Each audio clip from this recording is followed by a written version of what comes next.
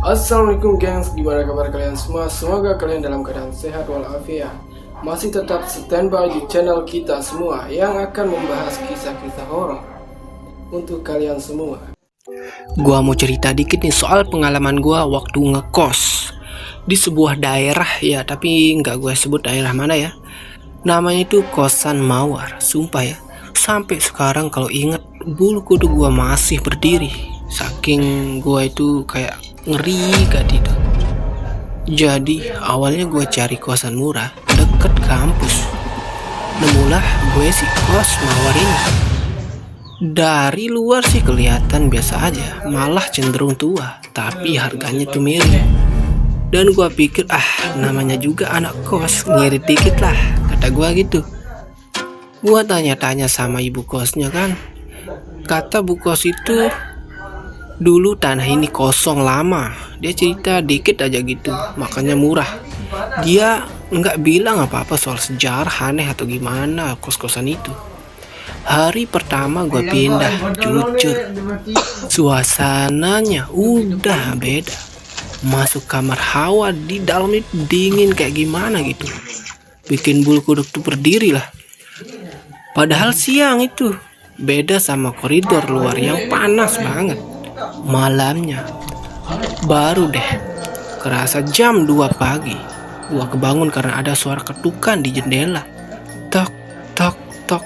Gua mikir, apaan sih? Maling kali.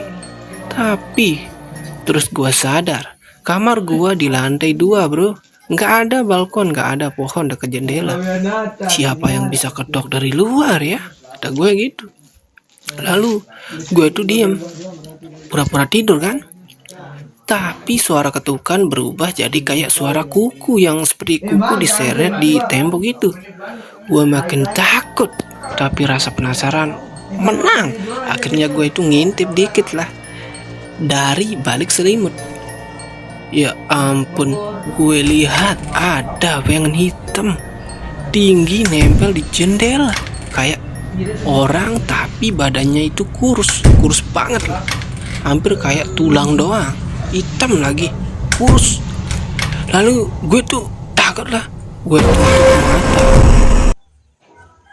Doa macem-macem tuh udah gue ucapin di sana karena gue itu lagi ketakutan. Belum selesai. Pas gue buka mata dikit, ada sosok lain duduk di pojokan kamar gue. Mukanya pucat, matanya kosong, rambutnya berantakan kayak habis keluar dari tanah. Dia diem aja, tapi lama-lama kayak mau nengok ke arah gue. Gue langsung lompat dari kasur, lari keluar kamar, ngetok pintu ibu kos sambil hampir nangis gue itu.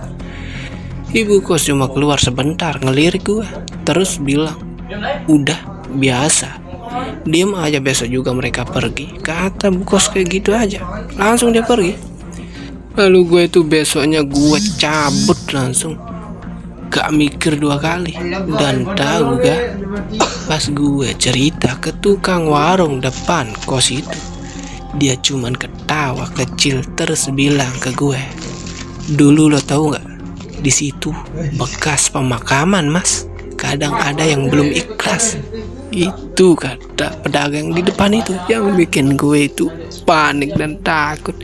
Sejak saat itu gue itu gak mau lagi asal pilih kosan murah, tapi murah kadang ada harga lain yang harus gue dibayar. Bikin gue takut setengah mati itu, sumpah. Gue gak berani lagi sembarang milih kosan. Oke, ginilah cerita gue. Kalau kalian suka, jangan lupa like, comment, dan subscribe, oke? Biar gue semangat lagi bikin konten untuk kalian semua.